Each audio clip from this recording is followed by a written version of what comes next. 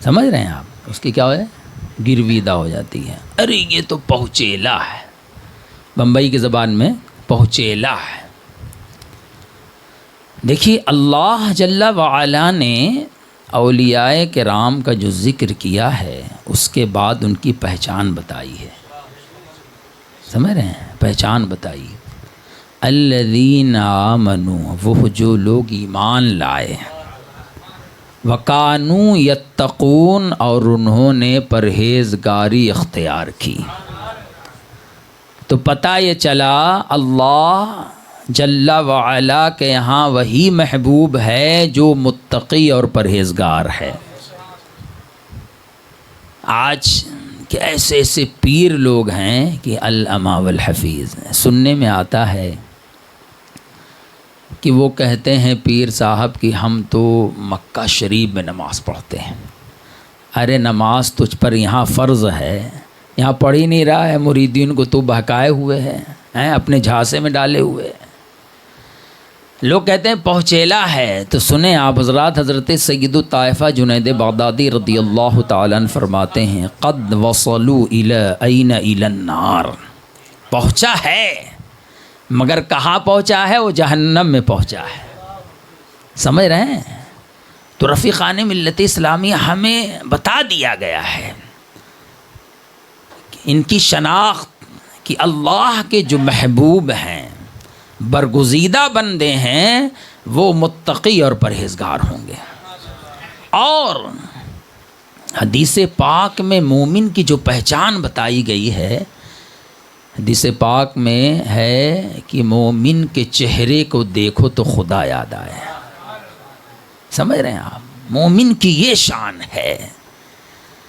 اور آج لوگ کرامات کو دیکھتے ہیں، ہے نا، جبکہ یہ معلوم ہونا چاہیے الاستقامت فوق الکرامت. استقامت جو ہے نا، استقامت فی الدین، یہ کرامت سے کہیں زیادہ بلند و بالا ہے. سمجھ رہے ہیں؟ شریعت مطہرہ پر سختی کے ساتھ پابند رہنا، آقا علیہ الصلاۃ والتسلیم کی سنتوں پر عمل کرنا. سمجھ رہے ہیں آپ؟ یہ اب سید الطائفہ جنید بغدادی رضی اللہ تعالی عنہ کی کرامتوں کا ایک شخص، مطلب شہرا تھا، آپ کی کرامتوں کا بڑا چرچا تھا. ایک شخص نے کہا کہ حضرت کا دیدار کروں، زیارت سے مستفید ہوں. وہ آیا، فرماتے ہیں کہ 2 سال تک آپ کی خدمت میں رہا. کتنا؟ 2 سال تک. مگر اس نے آپ کی کوئی کرامت نہیں دیکھی، کوئی کرامت نہیں دیکھی. اب اس نے سامان باندھا، رخت سفر باندھا، چلنے کے لیے تیار ہوا. سید الطائفہ جنید بغدادی رضی اللہ تعالیٰ عنہ فرماتے ہیں تم کس مقصد سے آئے تھے؟ تم نے کچھ بتایا نہیں اور تم جا رہے ہو. تو اس نے عرض کیا کہ میں نے آپ کی کرامتوں کا بڑا شہرا سنا تھا، بڑا چرچا سنا تھا، مگر ان 2 سالوں میں نے آپ کی کوئی کرامت نہیں دیکھی، کوئی کرامت نہیں دیکھی.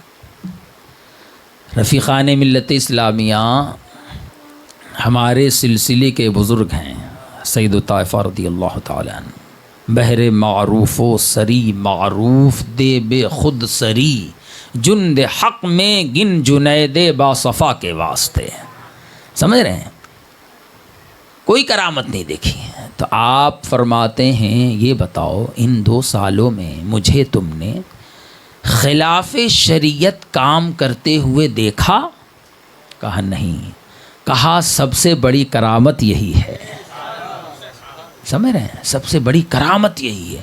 اور آج کی اس دور پر فتن میں تو ہمیں ضرورت ہے کہ ہم سنتوں پر سختی کے ساتھ عمل پیرا رہیں.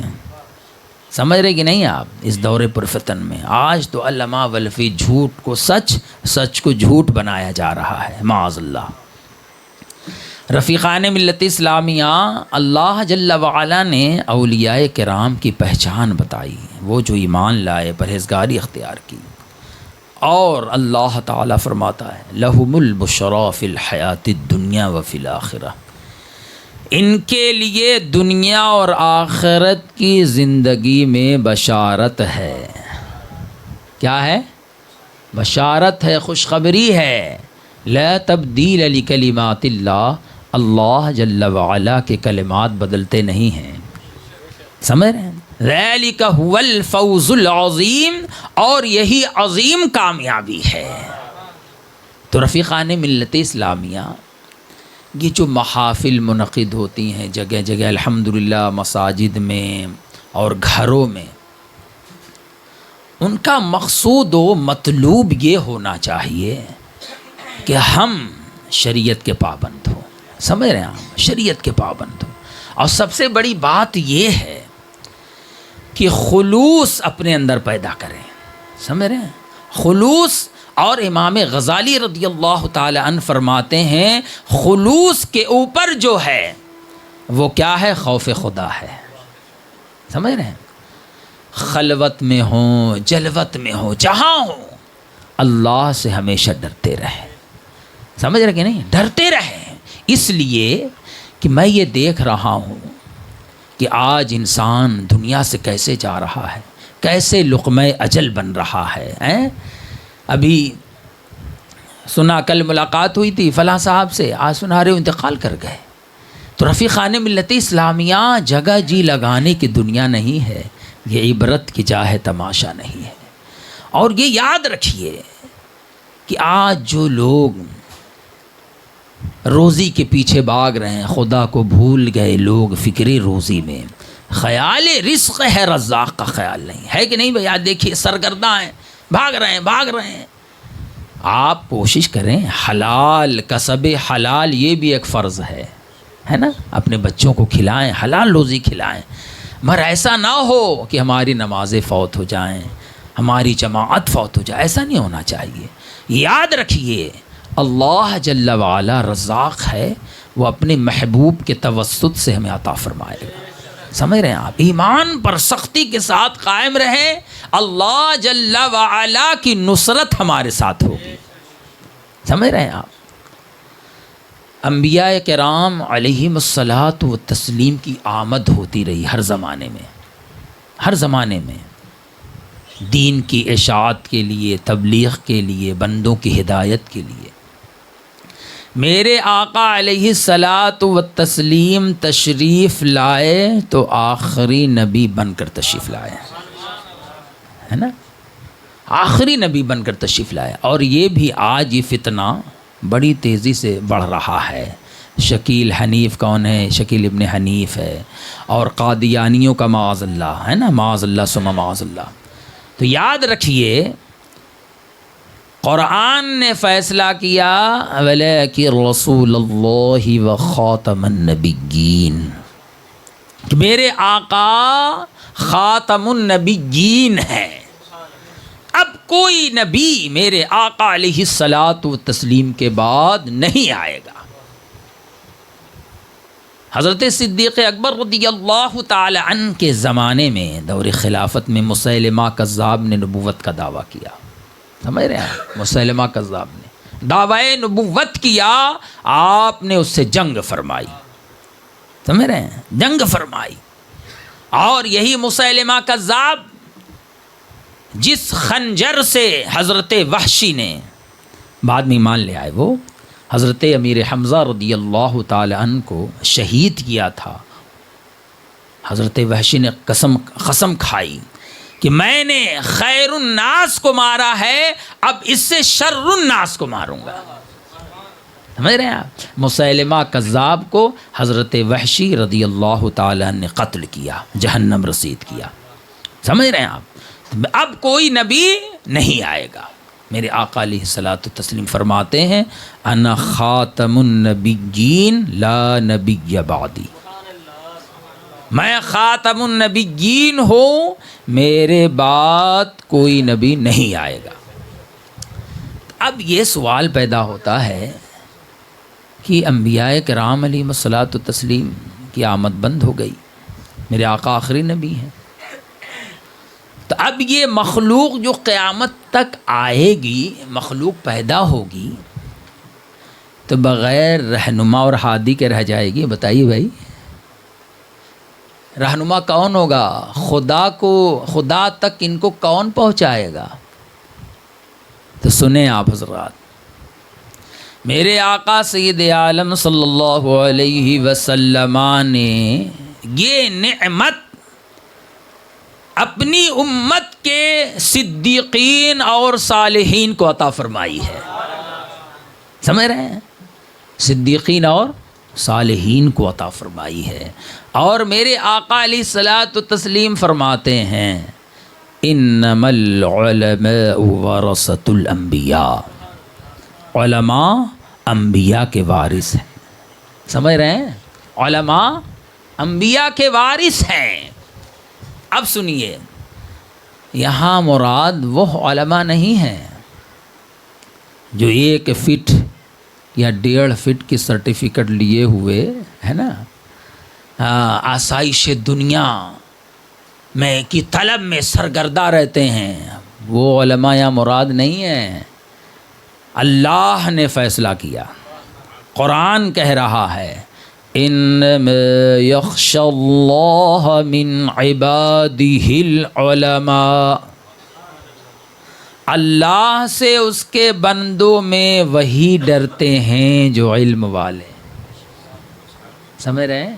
جو علم والے ہیں، جو خشیت الہی کا جلوہ اپنے سینوں میں بسائے ہوئے ہیں، جن کا رواں رواں زہد و تقوی کی بولتی تصویر ہے. سمجھ رہے ہیں؟ وہ علماء مراد ہیں. سمجھ رہے ہیں؟ اب سنیں، وارث کا کام کیا ہوتا ہے بھائی؟ وارث کا کام کیا ہوتا ہے؟ وارث کا کام یہ ہوتا ہے، مورث نے جو جائیداد چھوڑی ہے اس جائیداد کو صحیح مصرف میں خرچ کرے. کیا سمجھے آپ؟ تو سچا وارث وہی ہے جو صحیح مصرف میں جائیداد کو، مورث نے جو جائیداد چھوڑی ہے اس کو صحیح مصرف میں اگر وہ خرچ نہیں کر رہا ہے تو وہ ایسا ہی ہے جیسے کہ ولی کے گھر میں شیطان. سمجھ رہے ہیں آپ؟ ہاں. تو علماء ربانیین آپ ماضی قریب میں دیکھیں، الحمدللہ میرے پیر و مرشد حضور تاج الشریعہ، جب حق بات آئی ہے تو کسی کا لحاظ نہیں ہے. حق بات کہہ دیا، آئین جواں مرداں حق گوئی و بے باکی، اللہ کے شیروں کو آتی نہیں ربائی. حق بات کہہ دی جائے. اور سب سے حدیث پاک میں سب سے افضل جہاد یہ ہے، میرے آقا فرماتے علیہ الصلوۃ والتسلیم، کہ ظالم بادشاہ کے سامنے حق بات کہہ دی جائے. سب سے افضل جہاد یہ ہے. تو رفیقان ملت اسلامیہ میرے پیر و مرشد ہیں. اور دیکھیں آپ، جنہوں نے حضور مفتی اعظم کو دیکھا ہوگا رضی اللہ تعالیٰ، سمجھ رہے ہیں آپ؟ کیا سبحان اللہ، ولی صورت ولی سیرت میرے مفتی اعظم، ولی صورت ولی سیرت میرے مفتی اعظم، کہ جن کو دیکھنے کے ساتھ یاد خدا آئے. تو رفیقان ملت اسلامیہ وہ علماء مراد ہیں. اور یہ یاد رکھیے، اولیاء کرام کو اللہ تعالی نے انبیاء و رسول کا مظہر بنایا ہے، اور انبیاء علیہ الصلوۃ والتسلیم کو اپنا نائب اور مظہر بنایا ہے. سمجھ رہے ہیں آپ؟ سرکار غوث اعظم رضی اللہ تعالیٰ عنہ فرماتے ہیں الولایت ظل النبوہ والنبوۃ ظل الالوہیہ، کہ نبوت، ولایت پرتو نبوت ہے، اور نبوت پرتو جلال و جمال الہی ہے. سرکار غوث اعظم فرماتے ہیں اپنے قصیدے غوثیہ میں، فرماتے ہیں اپنے قصیدے میں وَكُلُّ وَلِيٍّ لَهُ قَدَمٌ وَإِنِّي عَلَىٰ قَدَمِ النَّبِيِّ بَدْرِ الْكَمَالِ. کیا مطلب؟ غوث اعظم فرماتے ہیں رضی اللہ تعالی عنہ، ہر ولی کسی نہ کسی نبی کا پرتو ہے. سمجھ رہے ہیں؟ کوئی پرتو موسیٰ ہے علیہ الصلاۃ والتسلیم، کوئی پرتو عیسیٰ ہے، کوئی پرتو ابراہیم ہے، کوئی پرتو نوح ہے، کوئی پرتو ادریس ہے، کوئی پرتو شیس ہے علیہم الصلاۃ والتسلیم. الغرض ہر ولی کسی نہ کسی نبی کا پرتو ہے. اب سنیے غوث اعظم کیا فرماتے ہیں. غوث اعظم فرماتے ہیں میں سید الانبیاء بدر کمال صاحب جود و نوال کا پرتو جلال اور ان کا پرتو کمال ہوں. سمجھ رہے ہیں؟ غوث اعظم کیا فرما رہے ہیں، ہمیں کیا بتا رہے ہیں کہ تمام انبیاء علیہم الصلاۃ والتسلیم مرجع کمالات ہیں، سرچشمہ ہدایت ہیں، معدن ولایت ہیں، مگر میرے آقا محمد الرسول اللہ صلی اللہ علیہ وسلم کی شان بالکل الگ ہے.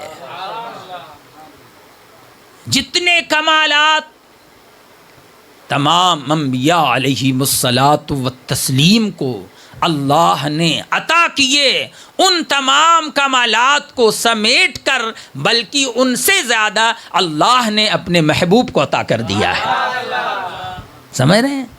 اب سنیے میرے آقا علیہ الصلاۃ والتسلیم خود فرماتے ہیں اوتیت علم الاولین والآخرین، کہ مجھے تمام گزرے ہوئے لوگوں کا علم، سمجھ رہے ہیں؟ گزرے ہوئے لوگوں کا علم اور بعد میں تمام آنے والے لوگوں کا علم دے دیا گیا. سمجھ رہے ہیں؟ تو پتہ یہ چلا. اچھا ہم پڑھتے ہیں درود پاک میں صلی اللہ علیہ نبی الامی والی، صلی اللہ علیہ نبی الامی، تو میرے آقا امی اس معنی کر کے ہیں کہ دنیا میں آپ نے کسی سے ایک سبق نہیں پڑھا، ایک سبق نہیں پڑھا. اب سنیے ماضی کا علم. میرے آقا علیہ الصلاۃ والتسلیم نے فرمایا قوم بنی اسرائیل میں 72 فرقے ہوں گے، 72 فرقے ہوئے، جن میں سے ایک جنتی 71 جہنمی. تو یہ علم ما کان ہے. کیا ہے؟ علم ما کان جو ہوا، وما یکون جو ہوگا، سب کا علم اللہ نے اپنے محبوب کو عطا کر دیا. سمجھ رہے ہیں؟ اب سنیے بخاری شریف کی حدیث ہے. میرے آقا فرماتے علیہ الصلاۃ والتسلیم وَإِنِّي أُعْطِيتُ مَفَاتِيحَ خَزَائِنِ الْأَرْضِ أَوْ مَفَاتِيحَ الْأَرْضِ، کہ اللہ تعالی نے زمین کے تمام خزانوں کی کنجیاں میرے ہاتھ پر رکھ دی. سمجھ رہے ہیں؟ اور میرے آقا فرماتے ہیں اس پر مجھے قبضہ دے دیا گیا. قبضہ دیا. پتہ یہ چلا کہ کونین میں جو بھی نعمت بٹتی ہے سب میرے آقا کا صدقہ ہے. اعلیٰ نے فیصلہ فرما دیا لا ورب العرش، جس کو جو ملا ان سے ملا. بٹتی ہے کونین میں نعمت رسول اللہ کی. اور میرے آقا فرماتے علیہ الصلاۃ والتسلیم ہر نبی کے 4 وزیر ہوتے ہیں. میں اس لیے بتا رہا ہوں کہ غوث اعظم فرماتے ہیں میں سید الانبیاء کا بدر کمال صاحب جود و نوال کا پرتو کمال ہوں. تو میرے آقا کی شان سنیے. میرے آقا علیہ الصلاۃ والتسلیم فرماتے ہیں ہر نبی کے 4 وزیر ہوتے ہیں. کتنے ہوتے ہیں؟ 4. 2 زمین میں اور 2 آسمان. میرے آقا علیہ الصلاۃ والتسلیم فرماتے ہیں میرے 2 وزیر جو آسمان میں ہیں وہ جبریل اور میکائیل علیہم الصلاۃ والتسلیم، اور جو زمین میں ہیں وہ ابو بکر و عمر ہیں. رضی اللہ تعالی عنہما. تو میرے آقا کی شان یہ ہے. اعلیٰ حضرت فرماتے ہیں فرش والے تیری شوکت کا علو کیا جانے، فرش والے تیری شوکت کا علو کیا جانے، خسروا عرش پہ اڑتا ہے پھریرا تیرا. میرے آقا کی شان یہ ہے. رفیقان ملت اسلام اسلامیہ، سرکار غوث اعظم رضی اللہ تعالیٰ عنہ کی شان، سبحان اللہ.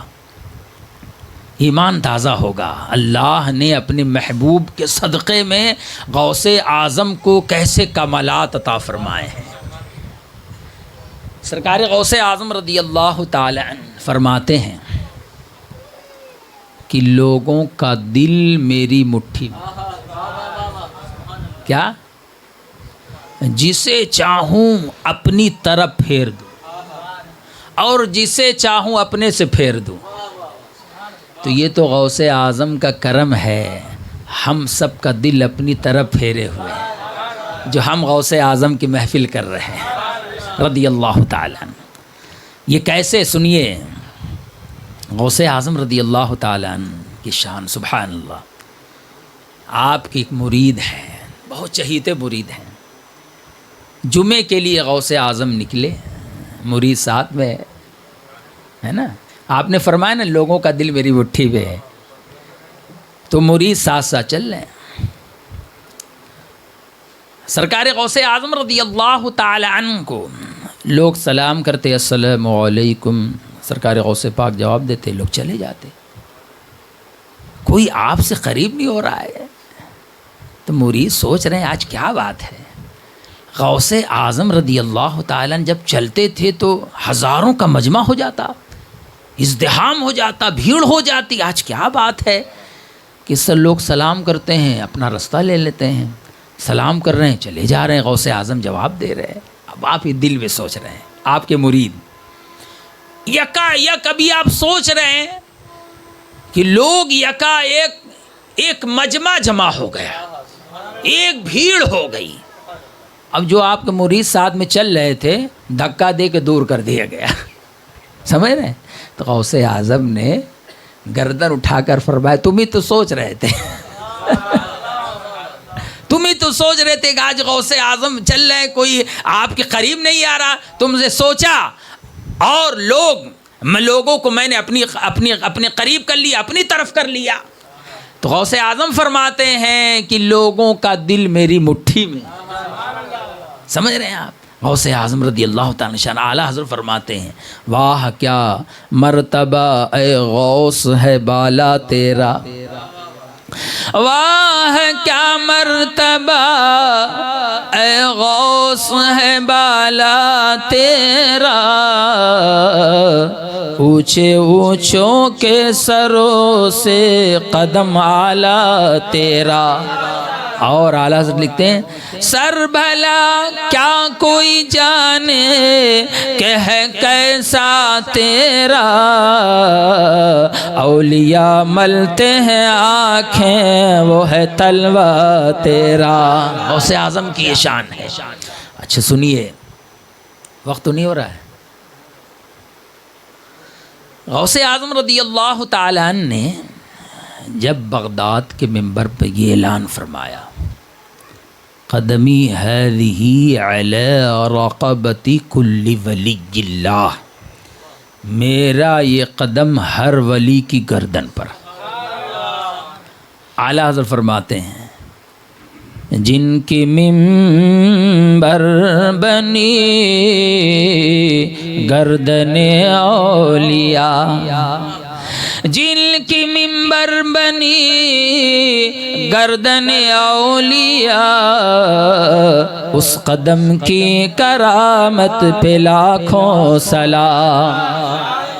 جب غوث اعظم نے فرمایا تو آپ کے اجلۂ خلفاء میں مرید خاص حضرت شیخ علی ابن حیتی رضی اللہ تعالی عنہ منبر کے پاس بیٹھے ہوئے.